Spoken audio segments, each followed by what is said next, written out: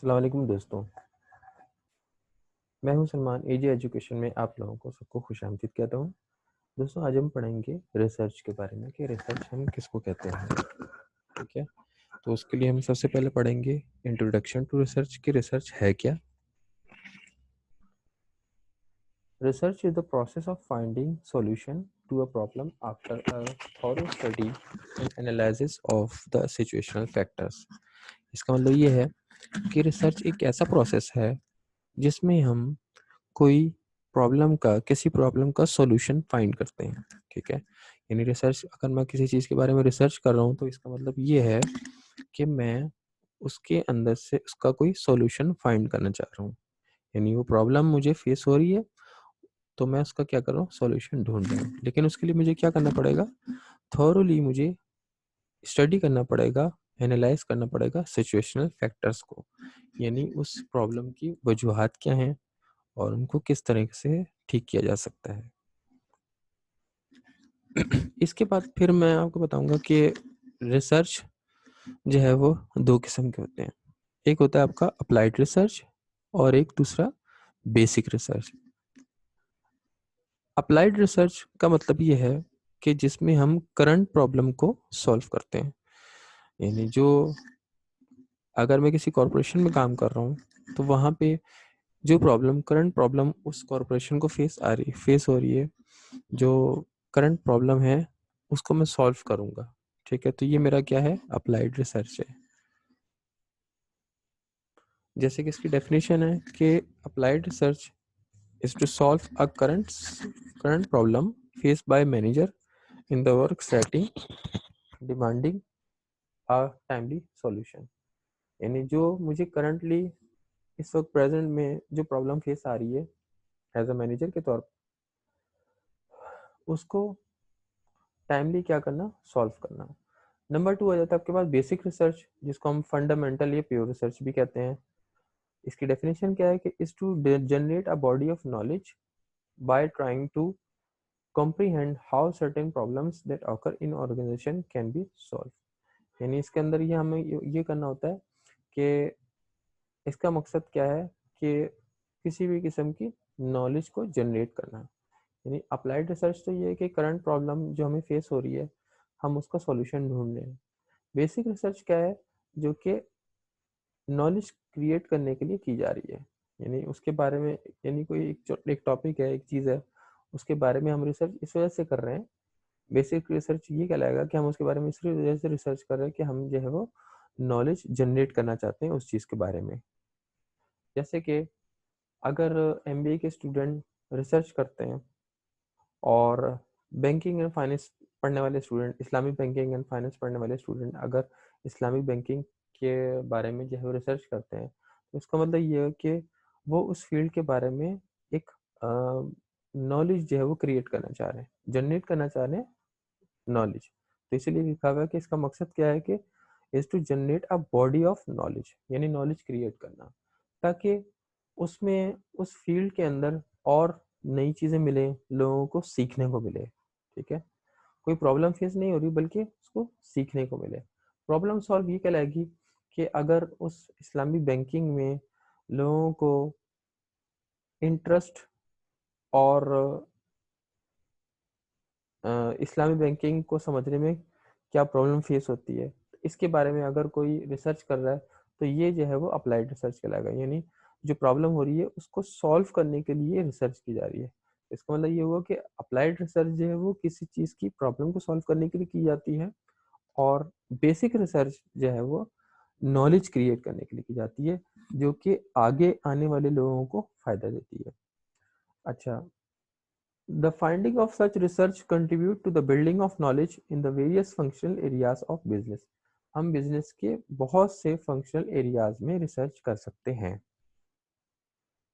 अब आ जाता है आपके पास अप्लाइड रिसर्च की फर्दर जो है वो मेथड्स, कि हम किस तरीके से रिसर्च को करेंगे। इसमें आ जाता है आपके पास इंडक्शन मेथड। इंडक्शन मेथड एक सिंपल मेथड है। अभी जो हमने बताया ये टाइप्स ऑफ रिसर्च है। अब हम बात करेंगे मेथड्स। मेथड जो हैं वो आपके पास दो तरह के हैं। एक आ जाता है इंडक्टिव और एक डिडक्टिव। इंडक्टिव का मतलब ये है कि जैसे पहले इसकी हम डेफिनेशन पढ़ लेते हैं कि inductive reasoning start from specific observations, facts और piece of evidence and drives general conclusion therefrom. यानी हम इसमें क्या कर रहे हैं, किसी खास किस्म की ऑब्जर्वेशन कर रहे हैं। ऑब्जर्वेशन का मतलब होता है कि हम किसी चीज़ को गौर से देख रहे हैं, उसका मुशाहिदा कर रहे हैं कि उसके अंदर क्या चीज़ क्या प्रॉब्लम हो सकती है या कोई नई चीज़ हमें नज़र आए उसमें। तो ये कह रहे हैं कि स्पेसिफिक हमने ऑब्जर्वेशन की किसी चीज़ के बारे में और उसके एविडेंस, फैक्ट्स या पीस ऑफ एविडेंस इकट्ठे किए and drive general conclusion therefrom, और उसके बारे में हमने अपनी कंक्लूजन दे दिए। For example, all swans which have been observed are white in color। हमने देखा कि swans जो सारे white कलर में, therefore one can conclude that all swans are white। तो इसके बारे में कहा जा सकता है कि भाई swans जो सारे white हैं। तो हमें ऑब्जर्व करके पता चला, हमने उसको मुशाहिदा किया, देखा। तो ये इंडक्टिव मेथड है। डिडक्टिव मेथड क्या है? यानी डिडक्टिव मेथड का मतलब ये हो गया कि आपने किसी चीज़ को गौर से देखा, उसके बारे में जो समझा और उसको अपने लफ्ज़ों में एक्सप्लेन कर दिया, ये इंडक्टिव मेथड है। डिडक्टिव मेथड या डिडक्शन मेथड क्या है? Deduction is the process of arriving at a conclusion by interpreting the meaning of the data, analyzing result। यानी डिडक्टिंग मेथड के अंदर इस ये हम क्या करेंगे, ये वो प्रोसेस है जिसमें हम डाटा को इंटरप्रेट कर रहे हैं उसकी मीनिंग के हिसाब से। यानी हमने कोई डाटा, किसी चीज़ के बारे में डाटा इकट्ठा किया और उसको एनालाइज किया, रिजल्ट को उसके जो है उसको हमने क्या किया, एनालाइज किया। कैसे कि हमने उस डाटा की मीनिंग्स बताई, यानी हमने इंटरप्रेट किया, interpret the meaning of the data, analysis result. यानी ये कह लें कि डिडक्शन एक ऐसा मेथड है जिसमें हम किसी चीज़ के बारे में कंक्लूजन दे रहे हैं, उस डाटा को एनालाइज, ये कह लें उस डाटा को जो है वो उसके मीनिंग्स को समझने के बाद उसके बारे में इंटरप्रेट कर रहे हैं। ठीक है। जबकि इंडक्टिव मेथड में हम किसी चीज़ को ऑब्जर्व करके उसके बारे में कंक्लूजन दे रहे थे, यहाँ पे हम किसी किस्म के डाटा के मीनिंग्स को समझ के फिर उसका रिजल्ट दे रहे हैं।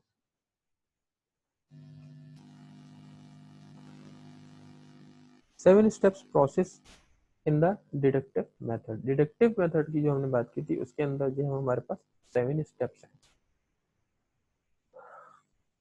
Number 1, observation, problem identification, primarily information gathering, theoretical framework, hypothesizing, research design, logical analysis और डिडक्शन। तो 7 स्टेप्स हैं डिडक्टिव मेथड के अंदर, इन सबको हम तफसील से पढ़ेंगे। नंबर 1 आ जाता है,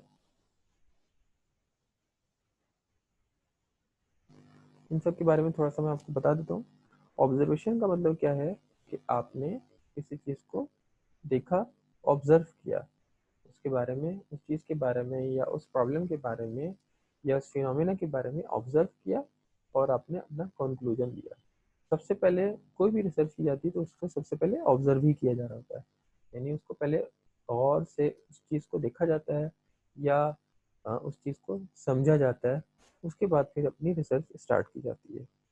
नंबर 2 में आ जाता है प्रॉब्लम आइडेंटिफिकेशन। जब हम किसी चीज़ को ऑब्जर्व करते हैं, गौर से उस चीज़ को देखते हैं, तो उस चीज़ के बारे में हमें पता चलता है, उस चीज़ को अगर हम समझते हैं तो हमें पता चलता है कि उसकी प्रॉब्लम क्या है, यानी हमने प्रॉब्लम को आइडेंटिफाई कर लिया, समझ लिया।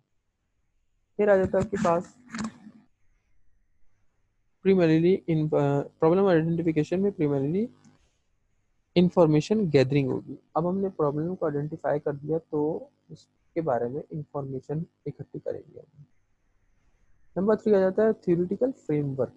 थ्योरेटिकल फ्रेमवर्क क्या है? इसमें हम थ्योरी फॉर्मुलेशन करेंगे, मीन्स कि हम अब जो है वो एक थ्योरेटिकल फ्रेमवर्क बना लेंगे कि और जिसमें मुख्तलिफ लोगों ने जो रिसर्च की होगी उनकी थ्योरी को एक्सप्लेन करेंगे, जिससे हमें अपनी रिसर्च के वर्क की प्रॉब्लम को समझने में आसानी होगी।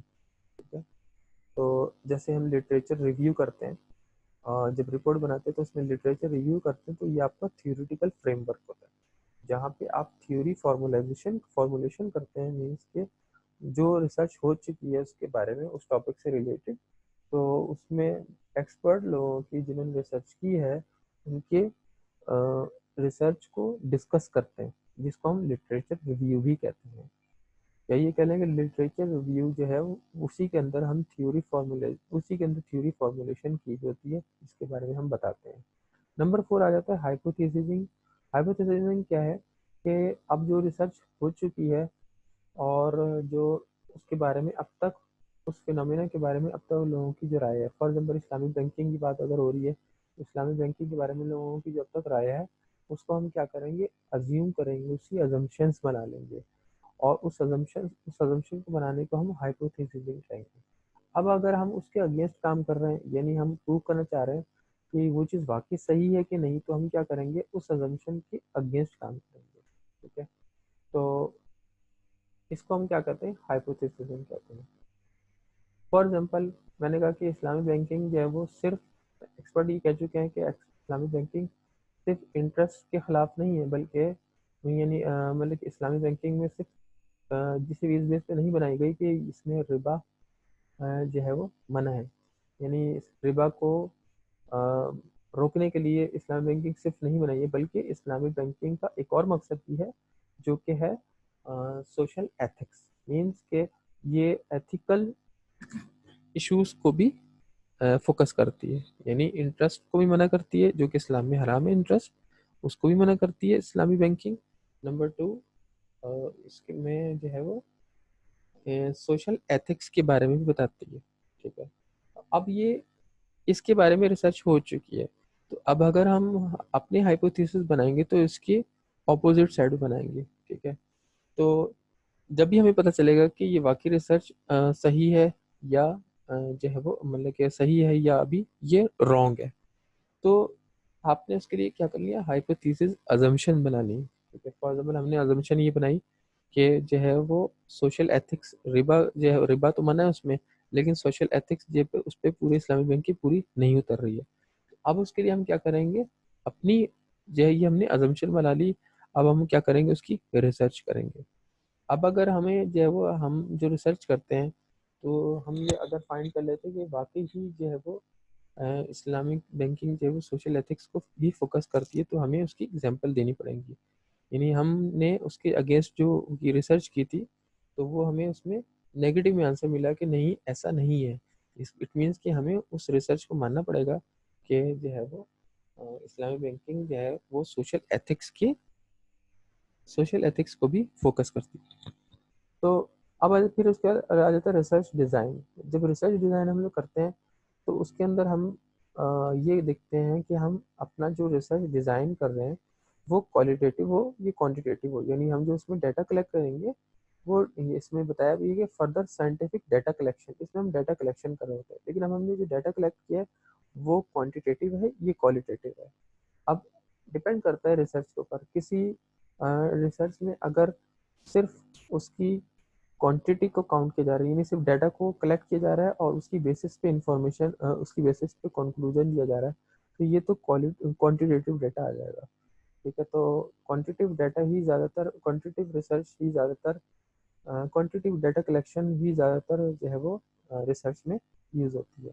क्वालिटेटिव रिसर्च क्या है, क्वालिटेटिव रिसर्च डिज़ाइन क्या है कि उसमें जो है वो डाटा कलेक्ट किया जा रहा होता है क्वालिटी बेस के ऊपर।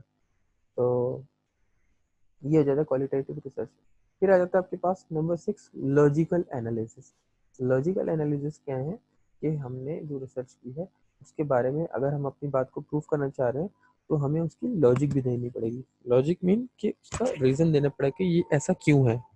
अब अगर मैं कहूँ कि इसमें ये चीज़, अब अगर जो है वो मैं कहूँगी इस्लामिक बैंकिंग में जो है वो रिबा, सूद जो है वो हराम है, क्यों, लॉजिक ये है कि इस्लाम जो है उसको मना करता है।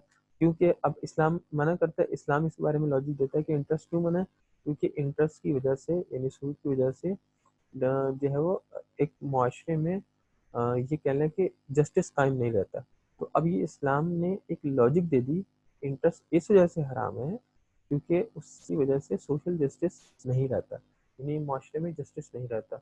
यानी एक जस्टिस नहीं रहता कि इट मीन्स के कुछ लोगों को फ़ायदा हो रहा है, कुछ लोगों को फ़ायदा नहीं हो रहा। इस्लाम तो इक्वालिटी पे जोर देता है। इस्लाम तो ये कहता है कि इक्वालिटी हो और इक्वल डिस्ट्रीब्यूशन ऑफ वेल्थ हो, ताकि मुआशरे में बिगाड़ पैदा ना हो। तो इसलिए लॉजिकल ये एनालिसिस ये किया कि उसने अपनी जो है वो लॉजिक, इस्लाम ने अपनी लॉजिक ये पेश की कि इंटरेस्ट इसलिए मना है क्योंकि इसकी वजह से सोशल जस्टिस नहीं रहता, मुआशरे में इंसाफ नहीं रहता, और जो है वो क्या होगा, मुआशरे में बिगाड़ पैदा होगा, करप्शन पैदा होगी, और लोग जो है वो उनमें एक तरह से इक्वालिटी नहीं रहेगी कि चंद लोगों का जिनको जो इंटरेस्ट ले रहे हैं वो फ़ायदा उठा रहे हैं, और जो पैसे देने वाला है, इंटरेस्ट पे करने वाला, वो बेचारा जो है वो फर्दर स्टेप बाय स्टेप जो है वो होता जा रहा है, वो गुर्बत की तरफ जा रहा है, क्योंकि उसको बार बार पैसे देने पड़ रहे हैं। जो लोन, जिसने लोन लिया है, वो उस पर हैवी इंटरेस्ट पे किया जा रहा है, उसको नुकसान हो रहा है, दूसरे बंदे को फायदा हो रहा है। तो यानी पैसा जो है वो चंद हाथों में इकट्ठा हो रहा है, मोनोपोली हो रही है। इस्लाम जो है वो इसके अगेंस्ट है, इस्लाम इस चीज़ को मना करता है।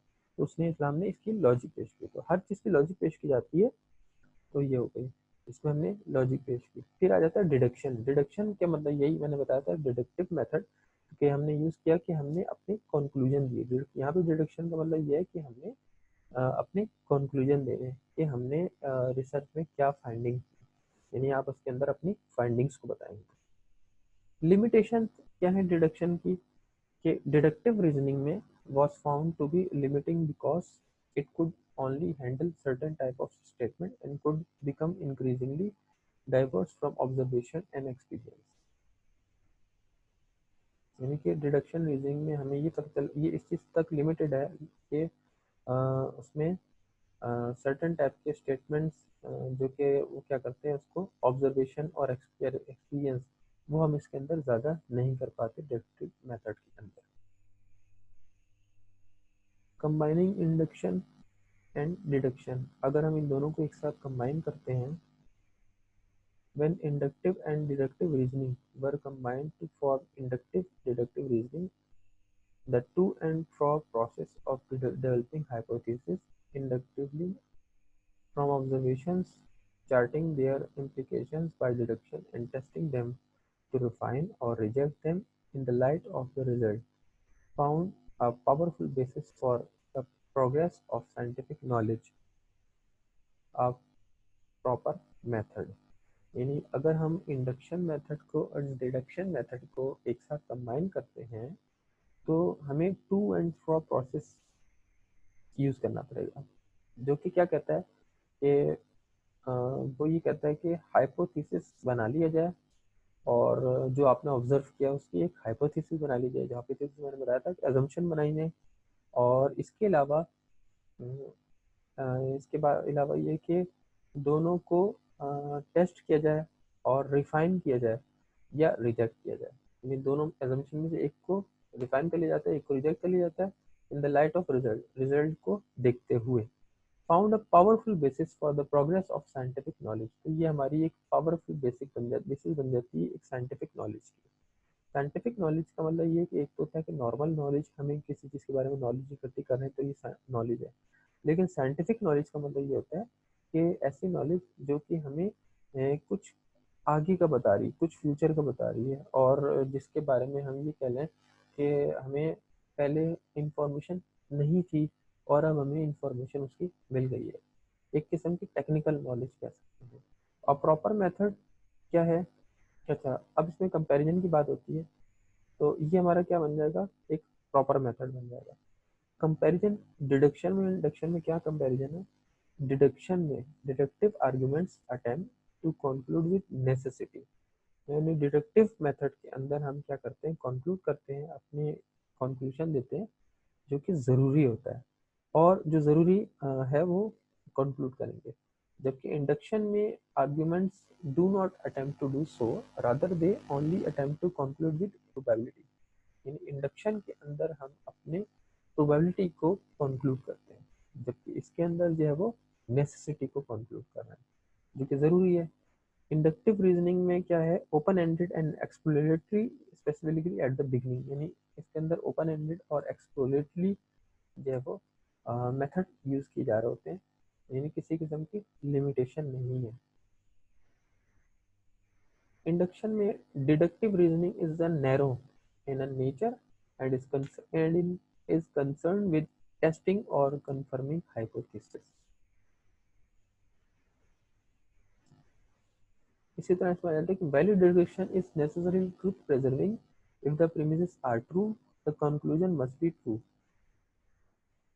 अगर हमारे पास वैलिड डिडक्शन होंगी तो हमारी उसके लिए वैलिड डिडक्शन होना ज़रूरी है, अदरवाइज हमारी जो है वो कंक्लूजन जो है वो सही नहीं हो सकती। यानी इसके अंदर यस और नो है डिडक्शन। इंडक्शन में क्या है कि whereas the correct inductive arguments में have to premises but yet a false conclusion, induction is not necessarily truth preserving. तो इंडक्शन जरूरी नहीं है कि वो क्या हो, ट्रूथ हो। If new premises are added to a valid deductive argument and none of its premises are changed or deleted, the argument remain valid. Deduction is a erosion proof. New जबकि induction में new premises में completely undermine damage a strong inductive argument. Induction is not erosion proof. अब problem formulation क्या है कि जैसे एक Aristotle ये कहता है, उसका ये कोटेशन है कि well begun is half done. यानी अगर हम किसी चीज़ की शुरुआत करते हैं और वो शुरुआत अच्छी होती है, अच्छे तरीके से करते हैं हम, तो हमने उसको समझे आधा हासिल कर लिया पहले ही, यानी आधा हमने उसको कंप्लीट कर लिया। यानी अगर मैं कोई रिसर्च करने जा रहा हूँ, मैंने शुरू से स्टार्टिंग से उसको अच्छा रखा, उसकी अच्छी प्रेजेंटेशन रखी, उसकी अच्छी फाइंडिंग्स रखी और मैंने उसके अंदर एफर्ट्स किए, तो इसका मतलब ये हुआ कि मैंने उसको आधा कर लिया। Where do research topics come from, number 2 है कि where do research topic come from. अब रिसर्च टॉपिक के प्रॉब्लम आए कहाँ से, ये हमारे जहन में एक मतलब किस तरह से हम उसको लेके आए हैं। The idea for a research project, idea क्या है रिसर्च प्रोजेक्ट के लिए, जब हम रिसर्च प्रोजेक्ट कर रहे हैं उसके लिए क्या आइडिया होगा। One of the most common source of research ideas is the experience of practical problem in the field. इसके अलावा ये कि कॉमन सोर्स क्या होगी जो रिसर्च आइडियाज में हम एक्सपेरिमेंट में प्रैक्टिकल प्रॉब्लम में बताते हैं हम। लिटरेचर रिव्यू क्या होगा इसके अंदर। तो ये सारे क्या आ जाते हैं हमारे प्रॉब्लम फॉर्मुलेशन है किसी भी रिसर्च को स्टार्ट करने से पहले।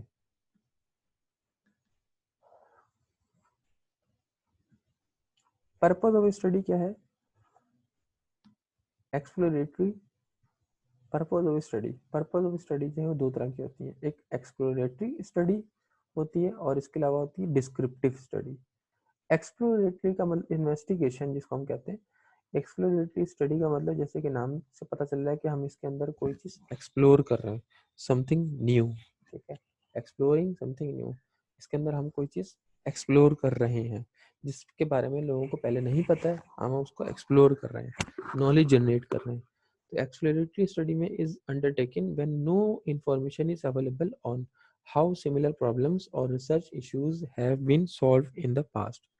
यानी कि ऐसी रिसर्च, ऐसी स्टडी जिसमें हम इंफॉर्मेशन, ये क्या है इसमें, कोई जब हमारे पास कोई इंफॉर्मेशन अवेलेबल नहीं, उस टॉपिक के बारे में कोई इंफॉर्मेशन अवेलेबल नहीं है अब तक, तो लेकिन हम फिर उससे सिमिलर प्रॉब्लम्स जो है वो या रिसर्च इश्यूज को हम क्या करेंगे, किस तरह से सॉल्व करेंगे, या ये कह लें कि हाउ सिमिलर प्रॉब्लम्स और research issues have been solve in the past. लेकिन उससे रिलेटेड जो है वो इश्यूज जो हैं वो किस तरह से माजी में सॉल्व हो चुके हैं।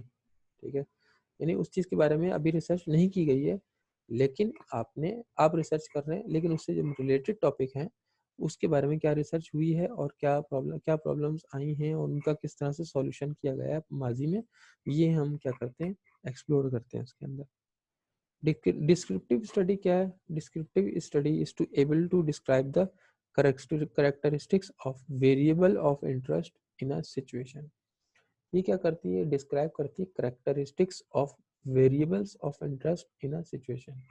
यानी एक तरह से ये कह लें कि उस जो रिसर्च की जा रही है उसके करेक्टरिस्टिक्स बताती है और उसके वेरिएबल उस उस सिचुएशन के हिसाब से या हालात के हिसाब से ना वो डिस्क्राइब करती है, तो उसको हम डिस्क्रिप्टिव स्टडी कहेंगे।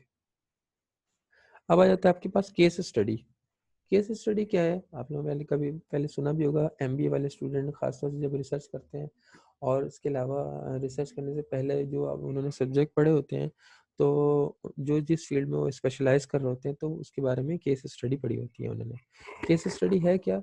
केस स्टडी कहते हैं किसको है, पहले तो हम डेफिनेशन पढ़ लेते हैं कि इट इज़ अ प्रोसेस और record of research into the development of a particular person, group और situation over a period of time. A particular instance of something used or analyzed in order to illustrate a thesis or principle. In the social and life sciences, a case study is a research method involving an up-close, in-depth and detailed examination of a particular case. For example, a case study in medicine may examine a specific patient a doctor treated, and a case study in business might study a particular firm's strategy. यानी case study का मतलब ये हो गया कि ये एक ऐसा प्रोसेस है या एक ऐसा रिकॉर्ड है रिसर्च का जिसमें हम क्या करते हैं, किसी पार्टिकुलर पर्सन के बारे में या पार्टिकुलर ग्रुप के बारे में या सिचुएशन के बारे में हम क्या करते हैं, उसको सिचुएशन वगैरह को इन सबको क्या कर रहे होते हैं, डेवलप कर रहे होते हैं। ठीक है, तो अब एक particular instance of something used और analysed in order to illustrate a thesis और प्रिंसिपल, तो अब हम उसके लिए खास किस्म की क्या प्रिंसिपल इस्तेमाल करते हैं, क्या रूल इस्तेमाल करते हैं, उसको हम क्या कहेंगे, केस स्टडी कहेंगे। इसमें सोशल और लाइफ साइंसेस जो है वो रिसर्च मेथड में जैसे हम लोग क्या करते हैं, मतलब इन्वॉल्व होती हैं। जैसे कि अगर इकोनॉमिक्स के बारे में कोई टॉपिक हम रिसर्च कर रहे हैं या बिजनेस के बारे में रिसर्च कर रहे हैं तो ये हमारी से सोशल साइंसेस में आ जाएगा। जबकि लाइफ साइंसेस में अगर कोई मेडिसिन की स्टडी की जा रही है, किसी नई मेडिसिन की, और जो है वो उसको एग्जामिन किया जा रहा है, उसको उसकी जो है जजमेंट की जा रही है, अगर हम किसी स्पेसिफिक पेशेंट को देखते हुए एक जैसे डॉक्टर जो है क्या कर रहा है, ट्रीट कर रहा है, तो उसको हम क्या करेंगे, कहेंगे केस स्टडी। अब ये केस स्टडी जो है वो किसी भी बिजनेस की एक पार्टिकुलर फर्म स्ट्रेटेजी भी हो सकती है, यानी किसी फर्म की एक खास प्लानिंग का हिस्सा भी हो सकती है केस स्टडी ना। यानी अगर एक कंपनी है, एक फर्म है, तो वो अपनी ज़रूर उसका मकसद सिर्फ रिसर्च करना नहीं है, बल्कि वो एक अपना जो उनका प्लान है उस प्लान का वो हिस्सा है, यानी स्ट्रेटेजी है वो, तो उसको वो भी है क्या है, उसको हम क्या है, केस स्टडी कह सकते हैं। अब उसमें जनरल पर्पस क्या है केस स्टडी का, डिस्क्राइब एन इंडिविजुअल सिचुएशन, यानी केस स्टडी जैसे कि नाम से पता चल रहा है कि केस को स्टडी करना। ठीक है, यानी उसको उसकी इंडिविजुअल की सिचुएशन को क्या करना, स्टडी करना। For example, a person, business, organisation और institution in detail identify the key issues of case. Your assignment questions should tell you what to focus on. Analyze the case using relevant theoretical concept from unit. For example हम इसकी भी से वो ले सकते हैं कि जैसे अगर कोई एजुकेशन इंस्टीट्यूशन है और वो कोविड की वजह से क्लासेस कंडक्ट नहीं कर पा रहा, इस वक्त तो कोविड की वजह से बहुत सारे इंस्टीट्यूट नहीं कर पा रहे और जो है वो ऑनलाइन क्लासेस ले रहे होते हैं। तो अगर फॉर एग्जाम्पल अब अगर एक इंस्टीट्यूट है, उसका उसकी स्टडी ऐसी है कि उसको ऑनलाइन अगर हम कंडक्ट करते हैं तो हमें वो तब भी उस स्टडी का मकसद पूरा नहीं हो पाता। तो अब ये प्रॉब्लम है उस एजुकेशन इंस्टीट्यूशन की। फॉर एग्जांपल कि अगर कोई मेडिकल साइंसेस के स्टूडेंट हैं और उनके प्रैक्टिकल की प्रॉब्लम है या कोई ऐसा उनको जो है वो उनको वर्क करना है कि जिसमें उनका यूनिवर्सिटी में या इंस्टीट्यूशन में प्रेजेंट होना ज़रूरी है। तो अब उसके लिए क्या होगा कि अब उसके लिए क्या कौन सा अल्टरनेट यूज़ किया जाए, ऑनलाइन जो स्टडी उसके लिए नाकाफ़ी है, तो उसके लिए कौन सा मेथड यूज़ किया जाए या क्या स्ट्रैटेजी बनाई जाए। तो अब उसके लिए हम क्या करेंगे, इस रिसर्च का इस चीज़ को रिसर्च करने के लिए, इस प्रॉब्लम को सॉल्व करने के लिए हम क्या करेंगे, इस पूरे केस को स्टडी करेंगे। यानी हम थॉरोली उसको देखेंगे, क्या ये वाक़ई ही इसके बारे में रिसर्च इसके बारे में ऑनलाइन क्लासेस नहीं हो सकती या इस चीज़ के बारे में इसको जो है वो प्रैक्टिकली कंडक्ट किया जा सकता है, थ्योरेटिकली कंडक्ट नहीं किया जा सकता, क्योंकि ऑनलाइन में तो हम थ्योरेटिकली कंडक्ट करेंगे। तो अब उस चीज़ की हम लोगों ने केस की पूरी स्टडी की, तो इसको हम क्या कहें, यानी प्रॉब्लम को स्टडी करना, किसी चीज़ की प्रॉब्लम को ए टू जेड स्टडी करना सिचुएशन के हिसाब से, उसको हम केस स्टडी कहेंगे। यानी ना सिर्फ प्रॉब्लम को स्टडी करना बल्कि सिचुएशन को भी देखना, हालात को भी देखना, तो ये हमारी क्या है, केस स्टडी है। तो उसके लिए हम क्या करते हैं कि the case study method is another common data gathering method in empirical research study. Empirical research study में ये एक कॉमन मेथड है case study. It involves shifting through and analyze relevant cases and real experience about the research। यानी अगर हमें कोई जो है वो रियल लाइफ एक्सपीरियंस किसी चीज़ के बारे में पढ़ना है रिसर्च का, तो उसके लिए हम क्या करेंगे, उससे रेलिवेंट जो है वो क्या करेंगे, रेलिवेंट केसेस को हम स्टडी करेंगे, या ये करेंगे और research variable in order to discover in depth information that can serve as empirical data. तो इसका मतलब ये हुआ कि केस स्टडी को का मतलब ये है कि किसी प्रॉब्लम को थॉरली स्टडी करना ए टू जेड, वो केस स्टडी कहलाता है। यानी केस स्टडी की समरी ये कहलाई, केस स्टडी की समरी ये हुई है कि किसी प्रॉब्लम को ए टू जेड स्टडी करना, ताकि हम उस प्रॉब्लम को देखते हुए किसी खास किस्म कोई जो है वो मतलब कि सॉल्यूशन तक पहुंच सके। सॉल्यूशन से तक पहुंचने से पहले हम उसको क्या कर रहे हैं, अच्छी तरह उस केस स्टडी को रीड कर रहे हैं, सॉल्व कर रहे हैं। ठीक है, अब एम्पेरिकल रिसर्च स्टडी क्या है? एम्पेरिकल रिसर्च स्टडी, जैसे कि एम्पेरिकल रिसर्च स्टडी जो है वो भी केस स्टडी में की जा रही होती है। ये क्या है? Is a research that is based on observation and measurement of phenomena. यानी हम इसमें क्या कर रहे हैं, रिसर्च को हम ऑब्जर्व कर रहे हैं और उसकी मेजरमेंट कर रहे हैं based on observation and measurement of phenomena. यानी जो प्रॉब्लम है, जो फिनोमिना है, तो उसको हम ऑब्जर्व भी कर रहे हैं और उसकी मेजरमेंट कर रहे हैं as directly experience by the researcher. The data thus gathered may be compared against a theory or hypothesis, but the results are still based on real life example. For example, pharmaceutical company क्या करती है, empirical research करती है to try out a specific drug on control groups or random groups to study the effect and cause. This way, they prove certain theories they had proposed for a specific drug। यानी इसका मतलब ये हुआ कि अगर मिसाल के तौर पे फार्मास्यूटिकल कंपनी क्या करती है, एम्पेरिकल रिसर्च करती हैं सिर्फ इस चीज़ को मालूम करने के लिए कि रियल लाइफ एक्सपेरिमेंट को वो करने के लिए, आइडेंटिफाई करने के लिए, नहीं उसको स्पेसिफिक ड्रग कोई उन्होंने जैसे इजाद की है। फॉर एग्जांपल आजकल कोविड चल रहा है, तो उसके हवाले से अगर किसी इंस्टीट्यूशन ने जो है वो कोरोना वायरस की वैक्सीन अगर इजाद कर ली है, ठीक है, तो वो फार्मास्यूटिकल कंपनी क्या करेगी, उसके बारे में रियल लाइफ जो है मतलब रियल लाइफ एग्जांपल करेगी, लेकिन उस मतलब उसके उसके बारे में उसके कॉज एंड इफेक्ट को मालूम करना चाह रही है। यानी कॉज एंड इफेक्ट को मालूम करना चाह रही है, तो उसके लिए क्या करेगी, उसको स्टडी करेगी। ठीक है, ग्रुप या रैंडम ग्रुप्स पे। तो दिस वे यानी वो कुछ लोगों को अप्लाई करके देखेगी कि वो वाकई ही सही है, तो उसको कॉज एंड इफेक्ट पता चलेंगे। तो this way they prove certain theories they had propose for the specific drug. फिर उसके बारे में वो उस स्पेसिफिक ड्रग के बारे में थ्योरी देंगे। तो empirical method involves the use of objective quantitative observation in a systematically controlled replicable situation in order to test or refine a theory। यानी हम अपनी थ्योरी को रिफाइन करने के लिए या टेस्ट करने के लिए क्या करते हैं, हम ऑब्जेक्टिव या क्वांटिटेटिव ऑब्जर्वेशन कर रहे होते हैं।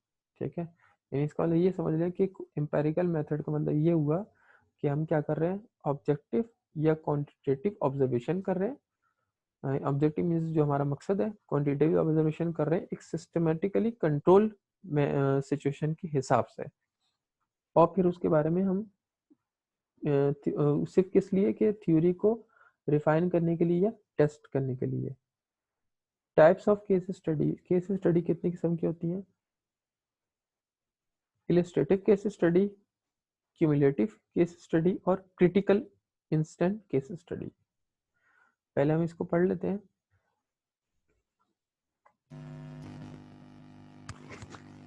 इलस्ट्रेटिव केस स्टडी क्या होती है कि these are primarily descriptive study.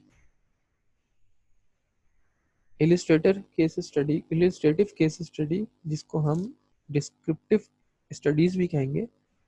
Exploratory case studies, these are condensed case studies performed before implementing a large scale investigation। यानी हम अगर किसी चीज़ के बारे में लार्ज इन्वेस्टिगेशन कर रहे हैं, किसी लार्ज स्केल यानी बड़े पैमाने के तौर पे हम किसी चीज़ के बारे में रिसर्च कर रहे हैं, तो हम उसकी केस स्टडी को पढ़ेंगे। फॉर एग्जांपल कि कोविड की जो है वो मेडिसिन ईजाद की जा रही है, तो उस के बारे में रिसर्च करने से पहले जो फार्मास्यूटिकल कंपनी जो होगी वो क्या करेगी, उसके बारे में केस स्टडी करेगी, यानी उस बीमारी के कॉज एंड इफेक्ट मालूम करेगी कि ये बीमारी किस तरह से क्रिएट होती है, क्रिएट हो रही है, और उसका और किस तरह किस हद तक वो मरीज को नुकसान पहुंचा रही है। उसने पूरी प्रॉब्लम को यानी केस स्टडी की, तभी उन्होंने अपनी रिसर्च स्टार्ट की। यानी कोई भी लार्ज स्केल के तौर पे स्टडी की जा रही होती है, तो उससे पहले यही कह लेंगे जो लार्ज स्केल के तौर पे इन्वेस्टिगेशन की जा रही होती है या रिसर्च की जा रही होती है, तो उसके बारे में सबसे केस स्टडी करना जो है बहुत ज़रूरी होता है। कम्युलेटिव केस स्टडी जो है वो क्या करती है, सर्व करती है aggregate information from several sites collected at different times. The idea behind these studies is the collection of past studies will allow for greater generalization without additional cost or time being expended on new possibility repetitive studies। Cumulative study का मतलब समझ बस ये समझ लें कि overall information मुख्तलिफ जगहों से हासिल करना और मुख्तलिफ टाइम्स में, और उसके बारे में जो है वो और पास स्टडी को जो हो चुकी है अ, उसको ये कह लें कि रीड करना। फॉर एग्जांपल जो स्टूडेंट रिसर्च कर रहे होते हैं, तो उसमें ऐसी केसेस मतलब केस स्टडी जो है वो इलस्ट्रेटिव भी कर सकते हैं अगर कोई बड़ी रिसर्च है, या अगर नॉर्मली कोई स्टडी की रिसर्च है तो हम उसके लिए कम्युनिटिव रिसर्च करते हैं, कम्युनिटिव केस स्टडी करते हैं। यानी जो हमारा टॉपिक है उससे रिलेटेड जो रिसर्च हो चुकी है बस उसको पढ़ेंगे और मुख्तलिफ जगहों से डाटा कलेक्ट करेंगे और उसको डिस्कस करेंगे लिटरेचर रिव्यू के तौर पे। क्रिटिकल इंस्टेंस केस स्टडी क्या है कि these examine one or more sites for either the purpose of examining the situation of a unique interest। This method is useful for answering cause and effect questions। ये critical instance case study जो है ना वो की जा रही होती है कि किसी खास मकसद के लिए, ठीक है। यानी अगर किसी खास मकसद के लिए एक जो है वो एक यूनिक इंटरेस्ट है और उसके लिए अगर रिसर्च की जा रही है, तो उसको उसके लिए जो केस स्टडी की जाएगी उसको हम कहेंगे क्रिटिकल इंस्टेंस केस स्टडी। फिर आ जाती है country case study, descriptive statistics, इसका हम बाद में पढ़ेंगे। और हाइपोथेसिस टेस्टिंग जो मैंने जस्ट बताया था कि taken to explain the variance in the dependent variable और टू प्रिडिक्ट ऑर्गेनाइजेशन आउटकम। अब डिपेंडेंट वेरिएबल क्या होते हैं इसको भी हम थॉरोली पढ़ेंगे। डाटा कलेक्शन मेथड क्या है, डाटा कैन बी यानी अगर किसी चीज़ के बारे में रिसर्च की जा रही है तो उसके लिए जो डाटा कलेक्ट किया जाता है वो भी मुख्तलिफ मेथड से किया जा रहा होता है कि data can be collected in a variety ways. Data sources can be primary और सेकेंडरी। तो डाटा को कलेक्ट करने के लिए दो किस्म के सोर्सेज होंगे, एक प्राइमरी और एक सेकेंडरी। प्राइमरी का मतलब यह है कि हम डाटा इकट्ठा करें किसी ऐसी चीज़ के बारे में कि यानी हम खुद से डाटा लोगों से इंटरव्यू लेके डाटा इकट्ठा कर रहे हैं और जिसके बारे में हमें इंफॉर्मेशन कहीं से भी नहीं मिल रही, हम एक नई इंफॉर्मेशन हासिल कर रहे हैं, नई जो है वो रिसर्च की जा रही है, तो उसके बारे में लोगों से इंटरव्यू ले रहे हैं और डाटा कलेक्ट कर रहे हैं, उसको हम कहेंगे प्राइमरी डाटा सोर्स।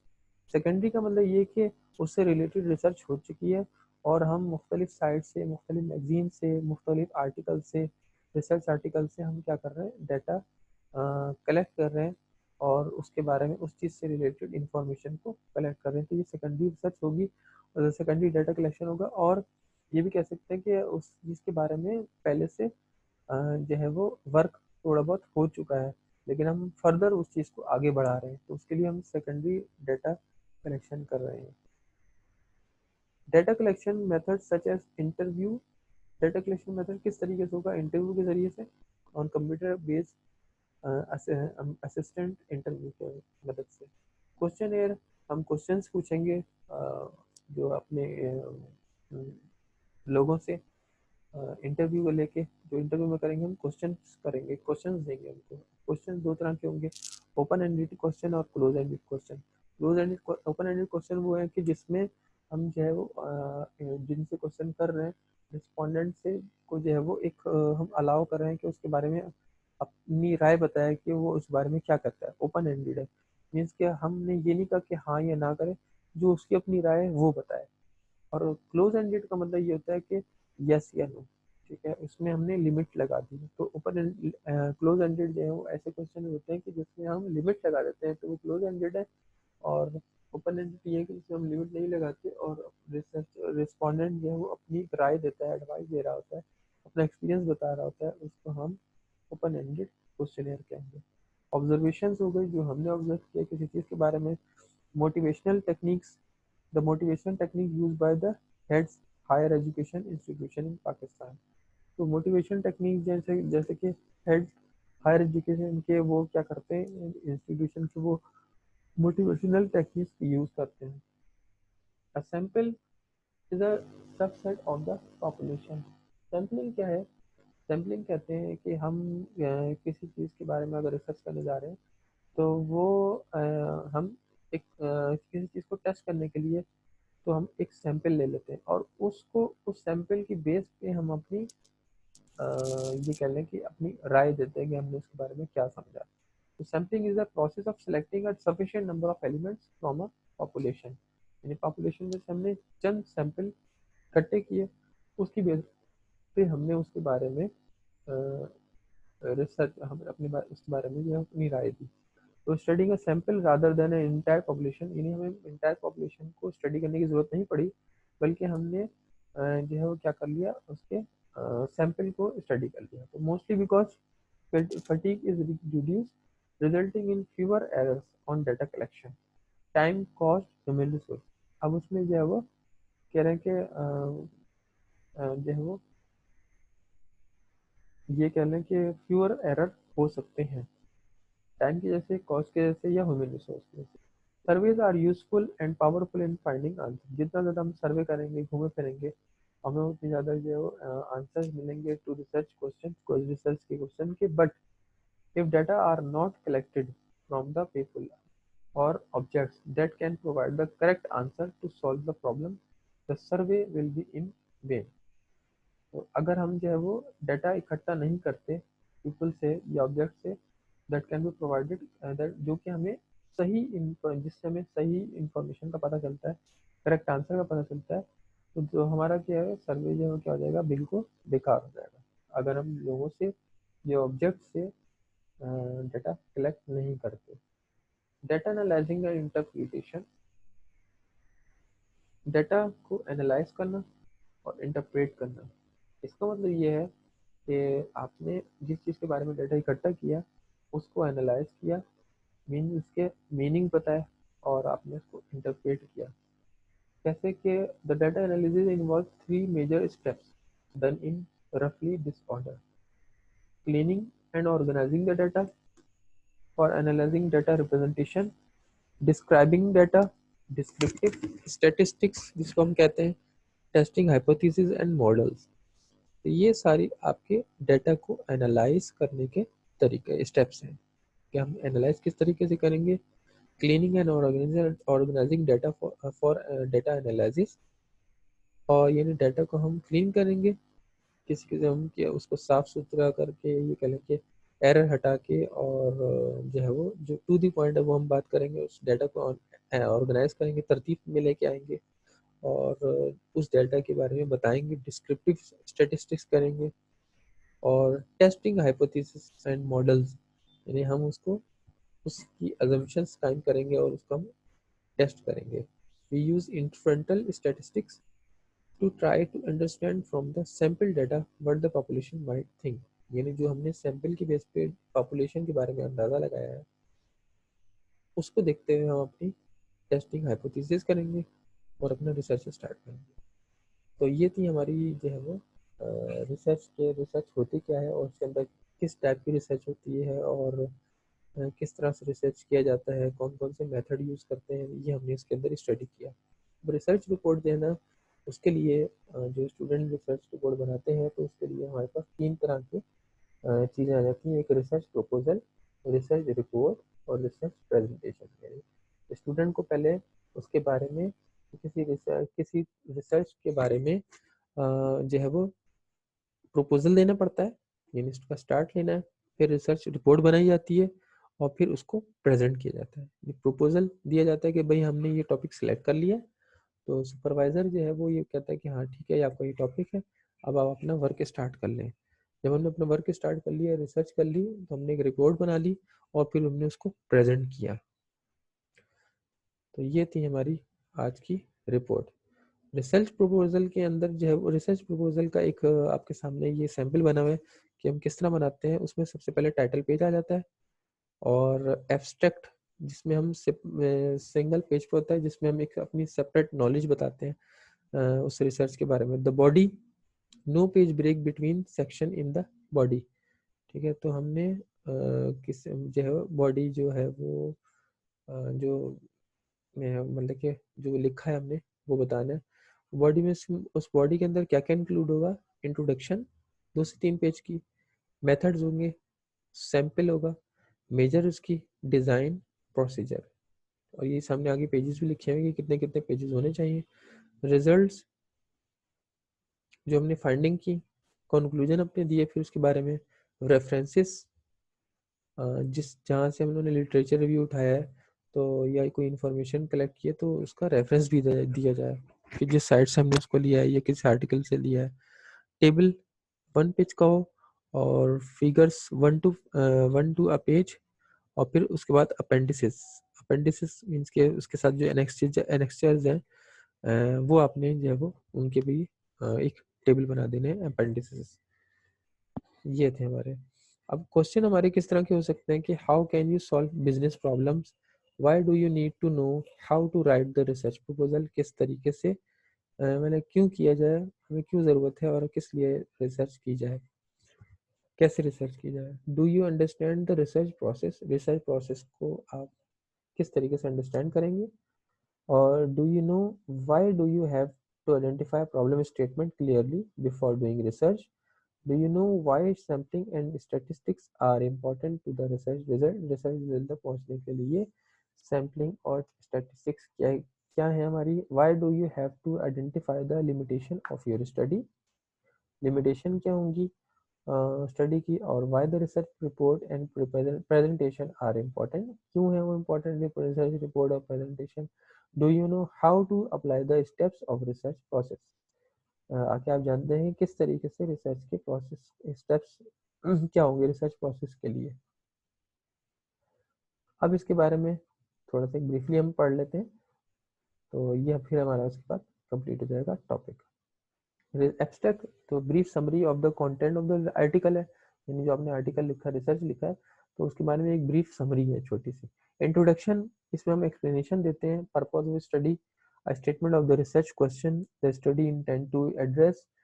फिर उसके बाद लिटरेचर रिव्यू आ जाता है, जिसमें हम ये करेंगे कि जो पहले रिसर्च वर्क हो चुका है उसके बारे में वो बताना है। ठीक है, critical assessment of work done so far on this topic to show how the current study relates to what has already been done. Methods, how the study was carried out, for example instruments or equipment, procedure, method to gather and analyze data, result, what was found in the course of study, क्या आपने हासिल किया उस study में, उस research में। Discussion, what do the result mean, यानी आपने डिस्कस किया कि इसके रिजल्ट की मीनिंग क्या है। कंक्लूजन, आपने अपनी कंक्लूजन अपनी राय बताई। State the conclusion and implication of the result and discuss how it relates to the work reviewed in the literature review. Also point to directions for further work in the area। ये थे हमारे टॉपिक। तो अभी if you want to set up a coffee shop, for example question है कि आपने coffee shop बनानी है नियर यूनिवर्सिटी और स्कूल के दरमियान, स्कूल और यूनिवर्सिटी के करीब, तो what is your research topic? तो आपका रिसर्च टॉपिक किस तरह से होना, किस तरीके का होना चाहिए? तो उसके लिए हमने क्या करना है, उसको आइडेंटिफ़ाई करना है, आइडेंटिफ़ाई द प्रॉब्लम स्टेटमेंट सबसे पहले, फिर आइडेंटिफ़ाई द ऑब्जेक्टिव, हमारे ऑब्जेक्टिव्स क्या होंगे, हाइपोथेसिस क्या होंगे, रिसर्च मेथोडोलॉजी हम क्या यूज़ करेंगे, एग्ज़ाम्पल ऑफ द क्वेश्चनेयर्स किस तरीके के होने चाहिए। तो ये था हमारा आज का टॉपिक, उम्मीद है आप लोगों को पसंद आया होगा। तो नेक्स्ट टॉपिक तक के लिए मुझे इजाज़त दीजिए और मेरी आप लोगों से रिक्वेस्ट है कि मेरे चैनल को लाइक करें और सब्सक्राइब करें। Thank you.